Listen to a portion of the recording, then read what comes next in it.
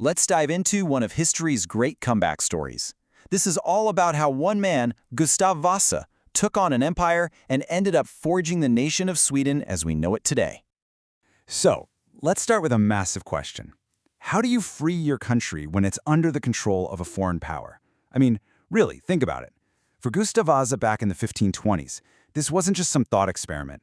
Sweden was essentially a Danish territory, and the dream of independence seemed, well, kind of impossible. So how do you pull that off? Well, as so many of these stories do, it all kicks off with a war. This wasn't just a fight over land, though. This was a fight for the very idea of Sweden itself. The two sides were pretty clear.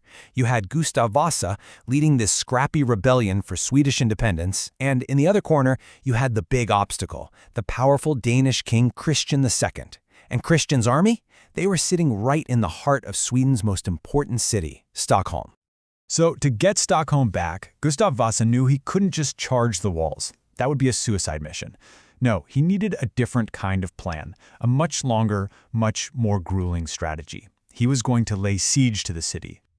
So, what exactly is a siege? Well, you can think of it as a brutal waiting game. It's basically a strategy of starvation. You completely surround a city, creating this unbreakable ring around it. Nothing gets in, no food, no water, no reinforcements. The whole idea is to just slowly squeeze the city until the people inside have no choice but to give up.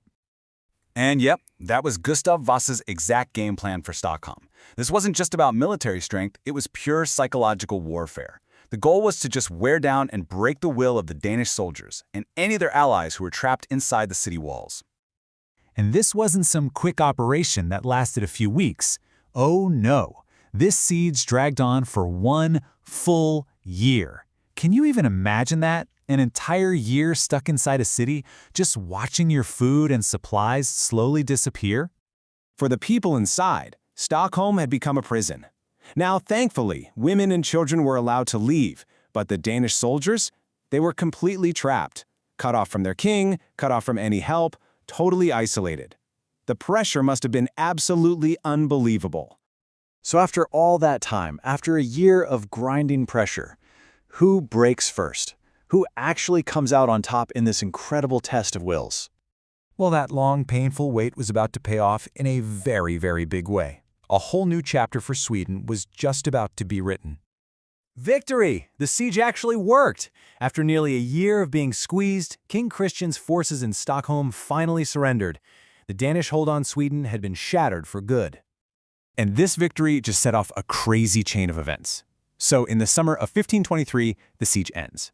Then on June 6th, and yep, this is why it's now Sweden's National Day, Gustav Vasa marches into Stockholm as a hero and is crowned the new king of Sweden.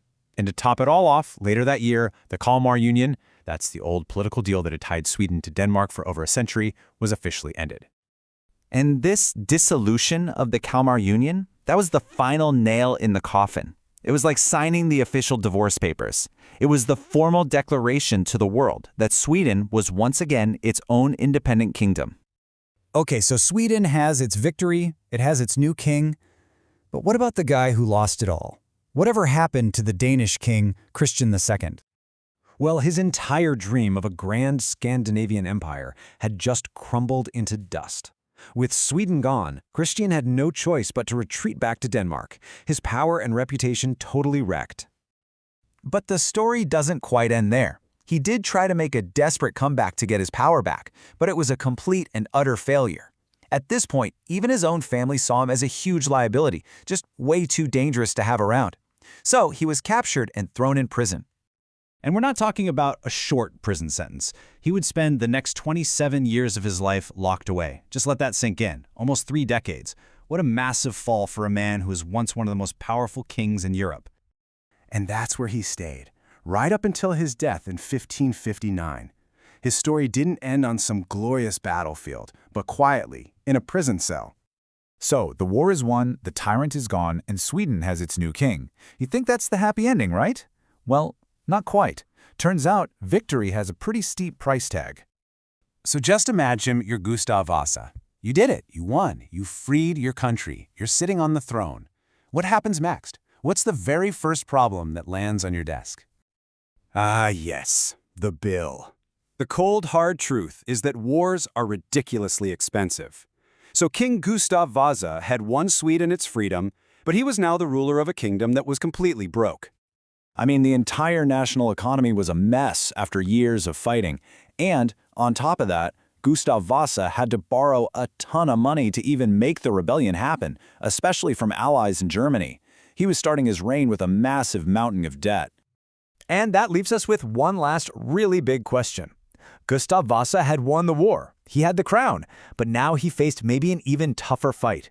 How do you build a nation when your treasury is empty? How do you rule a country that's already deep in debt? And that is a whole other story.